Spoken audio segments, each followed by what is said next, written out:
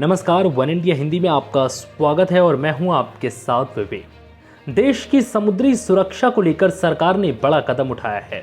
रक्षा मंत्री राजनाथ सिंह ने चेन्नई में कोस्ट गार्ड के गश्ती पोत विग्रह की कमीशनिंग करते हुए इसे नेवी में शामिल कर दिया, जो तटीय सीमाओं की रक्षा करेगा और दुश्मनों के खिलाफ भारत को बड़ी मजबूती देगा।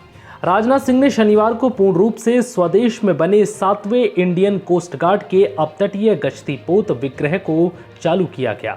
इस दौरान सेना प्रमुख जनरल मनोज मुकुंद नरवणे भी मौजूद रहे।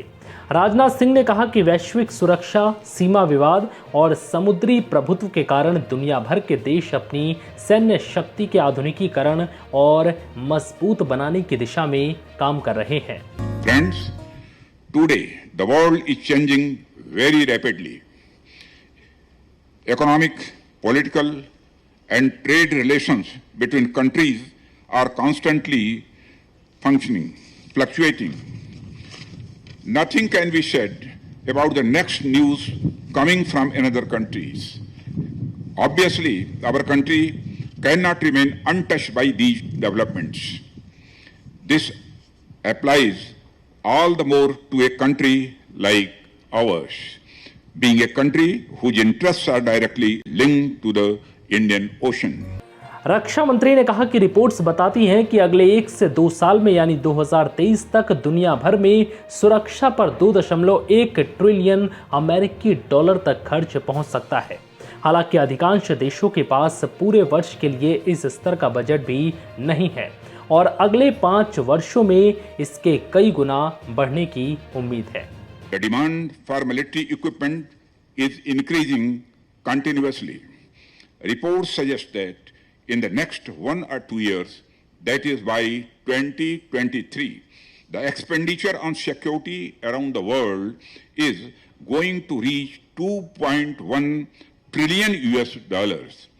Most of countries do not even have this level of budget for a whole year, and it is expected to increase manifold in the next 5 years. In such a situation, today we have great scope to make full use of our capabilities, take advantages of policies, and move towards making the country an indigenous shipbuilding hub. Friends, I am happy to say that considering these possibilities, the government has already brought out such policies which helps our domestic industry, be it public or private sector entity, to become world-class players. बता दें कि 98 metre का विग्रह जहाज आंध्र प्रदेश के विशाखापट्टनम में स्थित होगा, जिसे 11 अधिकारियों और 110 नाविकों की कंपनी द्वारा संचालित किया जाएगा। जहाज को Larsen and Toubro ship building limited द्वारा स्वदेशी रूप से डिजाइन और निर्मित किया गया है। 2020 में इसका जल अवतरण किया गया था। इस जहाज की डिजाइनिंग से लेकर इसका निर्माण तक पूरी तरह से स्वदेशी किया गया है। इसमें एडवांस रडार, नेविगेशन और संचार उपकरण, सेंसर और मशीनरी से सुसज्जित है, जो उष्णीय कटिबंधीय समुद्री परिस्थितियों में काम करने में सक्षम है। पोत 40x60 बोफोर्स तोप से लैस है और अग्नि नियंत्रण प्रणाली के साथ 12.7 mm स्थित रिमोट कंट्रोल गन से भी लैस है। फिलहाल इस वीडियो में इतना ही। नमस्कार।